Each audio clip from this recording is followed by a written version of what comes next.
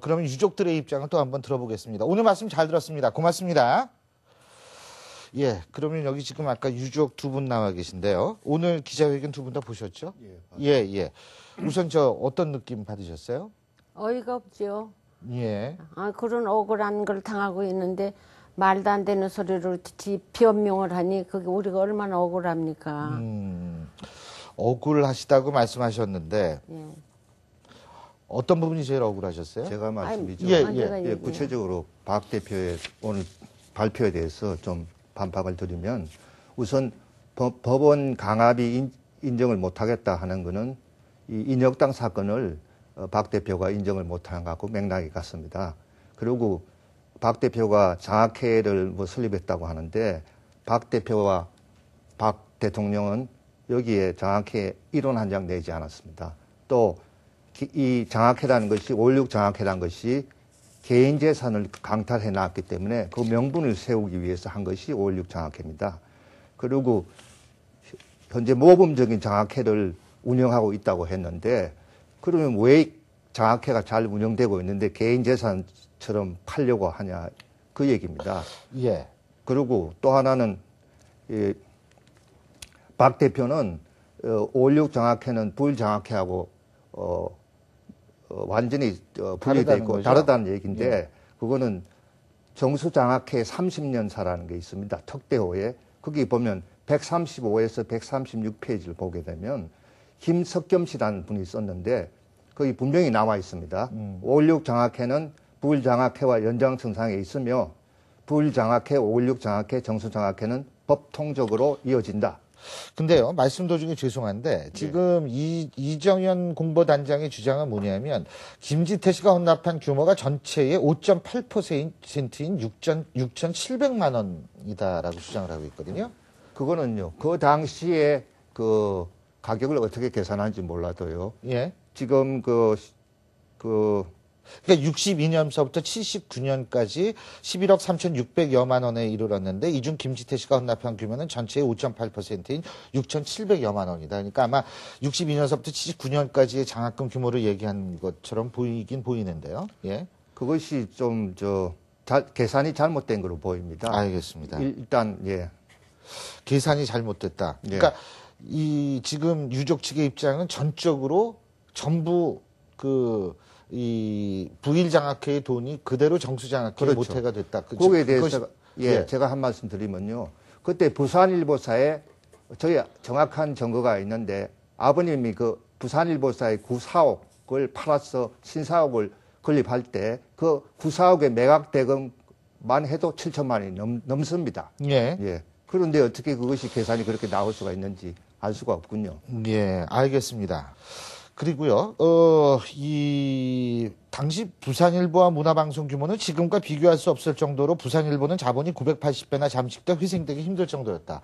980배 잠식돼 있으면 이건 망한 기업 아니에요? 그런데 그 당시에 말이죠. 신문사들은 거의 다 지금 그 어려움이 있었고 980배라는 것도 박근혜 후보께서 정확한 근거를 대지 못하고 있습니다. 근거는 있으세요? 그럼 980배가 아니에요? 그건 뭐 갑자기 박근혜 후보가 오늘 오후에 그런 얘기를 하기 때문에 근거를 마련할 시간은 여유가 없었습니다만 추후에 제출하겠고요. 그리고 박근혜 후보께서는 그 당시 경제 규모와 지금 경제 규모를 비교를 안 하시고 무작정 얘기를 하셨는데 그 당시에 라디오란 건 지금 TV에 못지않게 영향력이 있었고 또 그 자본력이 필요했습니다. 그 당시의 경제 규모와 비교해 봤을 때요. 그리고 저희 아버님께서는 그 후에 바로 미국에서 TV는 계약 단계에 있었습니다. 예.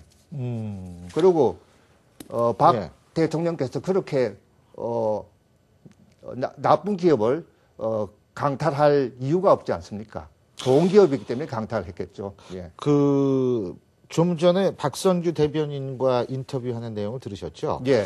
자, 근데 지금 제가 아까 인용했던 서울중앙지법 제17민사부의 판결 2012년 3월에 나온 거죠? 예, 그렇습니다. 맞습니까? 예. 근데 여기 이제 제가 앞서 인정한 사실에 의하면 과거 군사정부에 자행된 강압적 위법 행위로 인하여 김지태가 이 사건 각 주식을 증여하기에 이른 점이 인정되므로 일단 피고 대한민국은 김지태가 그로 인하여 입은 피해를 손해배상할 책임으로 있는 것으로 보인다라는 요 사실이 중요한 것이 아니고 요 다음 사실이 중요하다는 것 같아요. 그런데요. 거기에 대해서는 제가 얘기를 다 들었는데요. 박성규 대변인께서 뭘 착각을 하신 것 같은데요. 강압은 인정이 됐습니다. 그런데 박성규 대변인께서는 원인 무효가 돼서 이게 시효를 따질 수 있냐 없냐를 착각을 하신 것 같아요. 강압은 인정이 되지만 강압 정도가 아주 그야말로 극심할 경우에는 나치 독일 같이 원인 무효가 인정이 됩니다. 그렇게 되면 이거는 저희가 성수할 수 있습니다. 그런데 박성규 대변인이 착각하신 거는 그 정도는 아니고 강압은 강압인데 이게 시효를 따질 수 있는 강압이다 이런 얘기를 하신 겁니다. 그러니 그거는 법률적으로 완전히 착각한 것입니다. 그러니까 예를 들면 제가 왜 이걸 잘 아냐면요. 저는 필사적으로 이 재판을 하기 위해서 오랫동안 거의 10년 가까이 연구를 했습니다. 오랜 변호사들과. 예. 그러니 제 일이기 때문에 얼마나 제가 이 부분에 대해서는 잘 알겠습니까? 그래서 제가 자신 있게 이건 말씀드릴 수 그러니까 있습니다. 나치와 같이 그런 정권에 있어서는 공소시효가 없는 경우가 많은데 그런데 헌정 중단 사태라 하더라도 지금 이것은 어쨌든 박정희 정권의 헌정 중단 사태죠. 5.16 군사 쿠데타는 헌정 중단 사태지만 나치 정권만큼은 아니기 때문에 공소시효를 적용할 수밖에 없다 이 말씀이신 거예요. 그런 얘기도 되고요. 그죠? 독일 헌법은 독일 법률은 나치 정권에서 행한 가혹행위나 박 대통령이 한 가혹행위나 뭐 큰 차이는 없겠습니다만 강탈은 그것을 모두 원인 무효를 해서 소멸시효 그러니까 시효가 지났다 해서 패소 판결을 내린 케이스가 없고요. 전부 그거를 인정을 해줬어. 예. 전부 그러니까 재산을 환원할 수 있게 해줬습니다. 그게 독일 법률입니다. 저희들이 그걸 연구를 했었습니다. 예. 참고적으로 독일은 헌법이 없습니다. 그룬트게세츠라고 그래서 기본법만 있거든요. 예, 전범 그렇죠. 국가라고 제가, 그래가지고 예, 그래서 그렇죠. 혹시 이제 예. 오해의 소지가 있을까봐 그렇죠. 제가 용어를 저도 이제 헌법이라고 얘기한 건 말을 글쎄요. 잘못했습니다. 그 법률입니다. 그룬트게세츠, 기본법이라고 우리가 이제 표현이 되는 거 제가 이제 바로 잡는 거고요. 그런데 그리고 한 가지만 더 이제 개인적으로 여쭤볼게요. 박근혜 후보와 최필립 이사장. 지금 박근혜 후보는 최필립 이사장과의 관계는 떠나가지고 법적으로 이건 내가 전유해서 내 게 아니다라는 입장인데 거기에 대해서 어떻게 보세요? 예, 근데 옛날에 박 대통령께서요, 5.16 장학회를 설립하셔가지고 저희 아버님으로서 재산을 강탈해서 설립하셨습니다. 명분을 세우기 위해서. 그냥 가지고 있으면 일국의 대통령이 좀 모양이 안 좋지 않습니까? 그런 상황에서 이사장을 항상 바꿨습니다. 명망가로. 이사도 많이 바꿨습니다. 그리고 박 대통령께서 이사장을 한 번도 안 하셨습니다. 그렇다고 세상의 모든 우리 국민들이 5.16 장학회가 박 대통령과 무관하다고 믿는 사람은 아무도 없었습니다. 그거하고 똑같은 맥락입니다. 박근혜 후보는 더더군다나 10년 동안 이사장을 직접 했고, 그 다음에 이사도 새로 박근혜 후보가 임명을 했습니다. 그런데 지금 무관하다고 얘기하면 것은 아닙니다. 근데. 최필립을 이제 그건 이사회에서 이제 이사회를 결정을 하는 했지만 거죠. 실질적으로 본인이 이사는 임명하는 것은 박근혜 아니죠. 후보의 법적으로는 그렇습니다만 예. 실질적으로 박근혜 후보의 영향하에 있는 이사들이 최필립 이사장을 옹립을 했으니까 말씀이죠. 그러고 또 나아가 지금 현재 최근에 사건이 불거진 것이 그 최필립 이사장이 정수장학회 재산을 개인 재산같이 팔겠다고 하는 건 이건 박근혜 후보의 지시 없이는 이루어질 수 없는 겁니다. 그러니 박 대통령도 71년도에 정수장학회 재산을 팔라 하는 시도가 있었고 박근혜 후보도 지금 팔려고 하는 시도를 했기 때문에 이 두 분은 전부 다 이거를 개인 재산으로 생각한 거지 이게 사회 환원이라고 얘기를 하지만 개인 재산으로 지금 생각하고 있다는 얘기입니다. 저기 사모님께서는 그러면은 이제 그 MBC 지금 이 문제가 불거진 것이 MBC하고 부산일보 매각 문제 아니겠어요? 이 문제가 어떤 방식으로 해결되셨으면 좋겠어요? 그거는요. 예. 지금 현재 있는 정수장학회에 있는 임원들을 다 내보내고요. 예.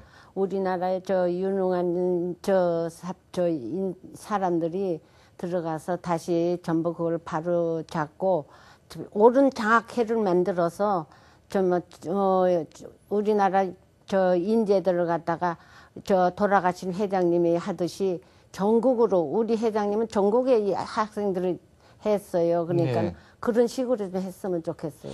잘 알겠습니다. 오늘 어쨌든 3시에 있었던 기자회견 여러 가지로 참 생각이 많으실 텐데도 이렇게 나와주셔가지고 개인적으로 상당히 고맙다는 말씀을 꼭 드리고 싶습니다. 근데 한두 가지 저 말씀드리고 싶어요. 간단하게만 해주십시오. 예.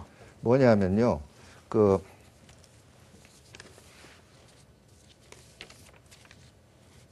그 박근혜 후보가 쪽에서 하는 얘기는 간단하게 한마디로 얘기를 하면요. 3살짜리 애를 유괴를 해가지고 잘 키웠다고 얘기를 합니다.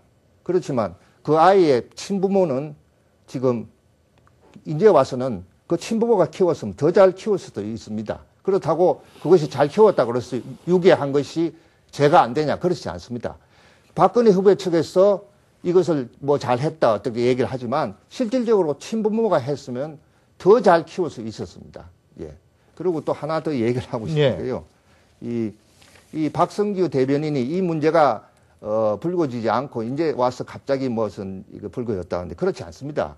이게 바로 63년도에 윤보선 대통령하고 박 대통령하고 대선할 때도 이것이 불거져 나왔고 또 국회에서는 서민호 의원이 계속해서 이건 강탈재산이라고 그랬고 또 특히 71년도에 김대중 대통령님하고 박정희 대통령하고 대선을 할 때 이 문제가 김대중 대통령께서 이거는 박정희 대통령이 부정축제한 것이다. 예. 개인 재산을 강탈한 것이다 해서 맹비난을 했습니다.